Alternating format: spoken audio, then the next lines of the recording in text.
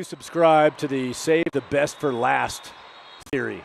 So let's do that. I think I lost count. We're somewhere around 25 to 30 interview guests that we've brought up on our live stage here at the Triple Crown Volleyball NIT at the Salt Palace Convention Center, Salt Lake City, Utah. Started yesterday, full day of guests. Today, nice full day of guests. And we cap it off with, we'll call you the closer, Rick Cottrill with Legacy Volleyball. Thanks for being up here, Rick. Thanks for having me. Appreciate it. You this year you've got a 16s and a 15s team here at the Triple Crown Volleyball NIT. You've been involved in this for a while. We saw you a couple years ago in one of our championship televised matches, and so Legacy's done some nice things out of Michigan in this geographic melting pot of teams from all over the place. What's the experience been like for you at the Salt Lake City event? You know what, it's been great. The people here are awesome. You know, Triple Crown does a really good job of bringing us in, making us feel like we're at home. You know, the teams are just outstanding. I mean, top to bottom, you know, the good competition all the way through. That's one of the reasons why we come out here is for that event, for the competition, to play some teams from the west side, you know, play some teams from Texas and so on. You know, we see a lot of the same teams in the Midwest, you know, so we want to get out here when we can and play and do what we can. So, you know, we love the event. We look forward to bringing more teams out here in the future, and just look forward to, you know, continuing to come out here and enjoying the competition.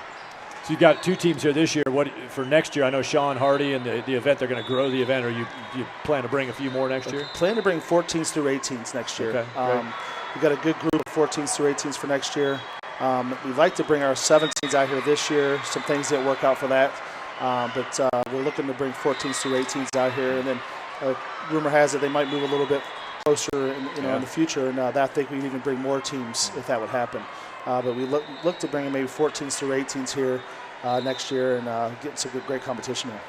Yeah, Salt Lake City will be the host next year. That'll be the fourth year of Salt Lake City hosting. And then in 2019, the plan is to shift to Kansas City. So we'll get a little closer to the Michigan line. Yeah, a lot closer for us. So we're looking forward to that. I mean, anytime you get to play this competition, you know, every day, you know, it's just great, you know, because most tournaments you go to competition, maybe day one is not so great, and then you keep going.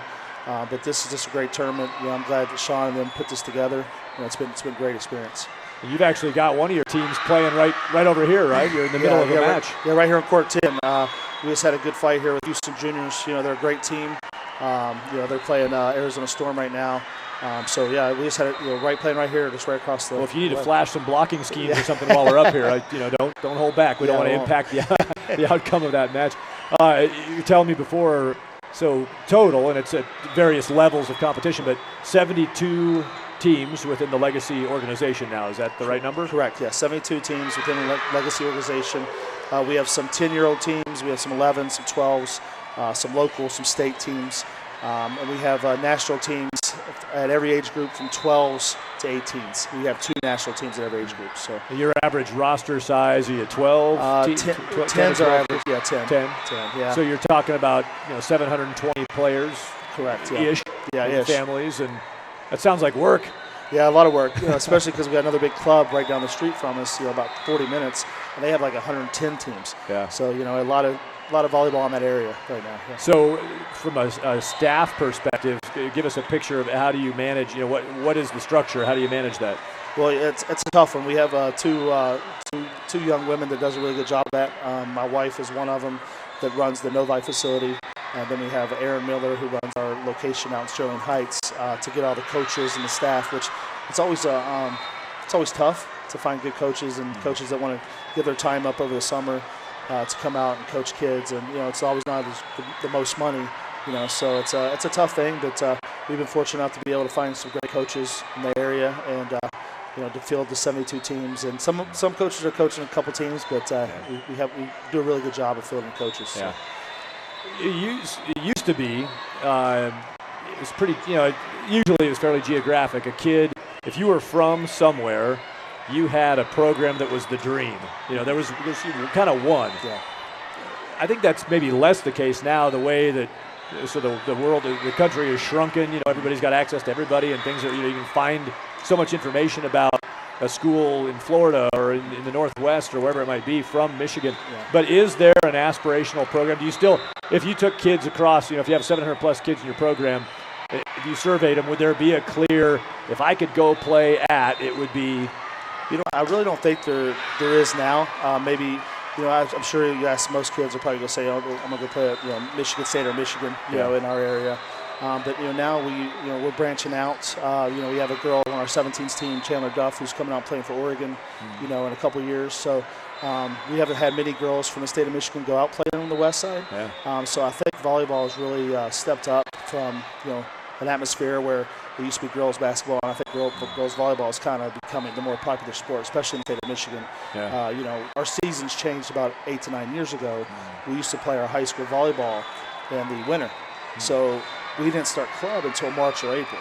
Yeah. So we were a little bit behind other states because we started so late. But now they switched the seasons about 9 years ago, so it's been great. They got it right. They got it right. Yeah, exactly.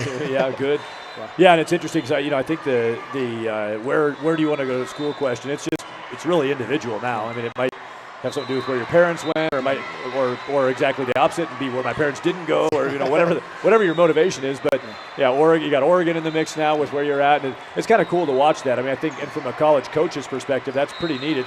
I think it feels like the lid is off, and I mean, you can approach a kid from anywhere and have a shot if you can show them that what you have is something that'll be a good athletic experience, but a good life-building experience. So exactly. It's got to be pretty fun as you guys work on helping your players get recruited. I mean, the door's wide open. Oh yeah, the door's wide open. I mean, we, nowadays you have, with Kevin leaving, Illinois and going to Stanford. He was obviously in the Midwest, so he knew a lot of our kids. Now he's going to be out there. He's recruiting some of our players right now, and it's just the door's wide open, like you said. I mean, it's a great experience to be able to. For kids to go and play for Texas, or kids to go just play for anybody on the west side, it's a great experience.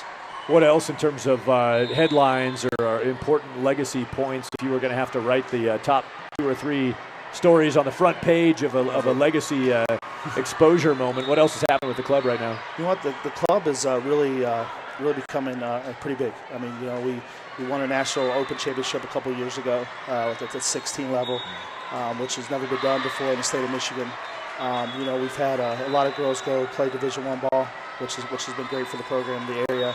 I would say, just getting the girls into college and getting the girls into a program where they enjoy and they fit and they don't transfer and they stay and getting the right fit. I think we do a really good job of getting girls into those situations, and that's what we're here for. Parents spend a lot of money in club volleyball. I mean, it's not cheap so I think we do a really good job of getting kids into the colleges and finding the right fit for them. So I think I'll try to make this easy and not, I'm not, it's not a mandatory answer. What I'm going to do is take this event out, the Triple Crown Volleyball NIT. Let's just forget it, throw it away. So you can't pick that one. That would just be a gratuitous, plug. I'd just be getting you to say something. So it's not that. Outside of this, which is obviously your favorite event. Yes, for sure. What stands out to you? What event do you just love that over time has been one that you just really enjoy going to? I think there's, Junior Olympics. Junior Olympics is, you get all the top teams from our area. You miss out on some JVA teams, but you get to play them in AAUs. But I think Junior Olympics it's an atmosphere that, you have to earn it to get there, and it's very tough to get there. The team that we're coaching right now has never gotten there in the open level. So that's one of their goals. It's their main goals. It's qualified for Junior Olympics. And I think that's just, people take for granted making it to Junior Olympics. And I think that would say is probably the one tournament, obviously, in this tournament that we most look forward to playing in. Good. Good. Well, we appreciate you taking some time. Rick Cottrill with Legacy Volleyball is here, and now he's going to wander back out and see how the team turns out over here. We got live action going on. Thanks for the time today. Thanks again. Appreciate that. Thank you. And as we work our way, like I said, save the best for last. I wasn't lying, was I? And that was good stuff. Rick Cottrill just closed the deal on the live stage show.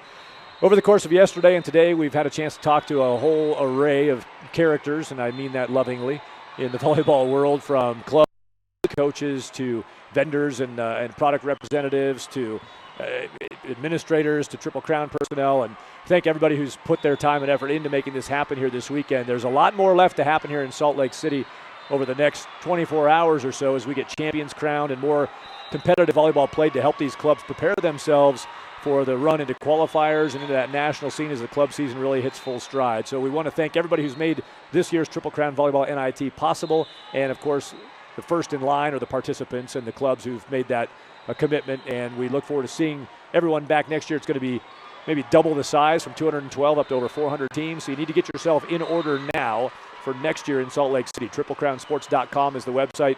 You can find out all the information about next year's Triple Crown Volleyball NIT. And remember, tomorrow on ESPN3, streaming on ESPN3, will be 3 championship matches. The 14-year-olds at 8:30 Mountain Time. So 7:30 Pacific, 8:30 Mountain, the 14-year-old championship on ESPN3.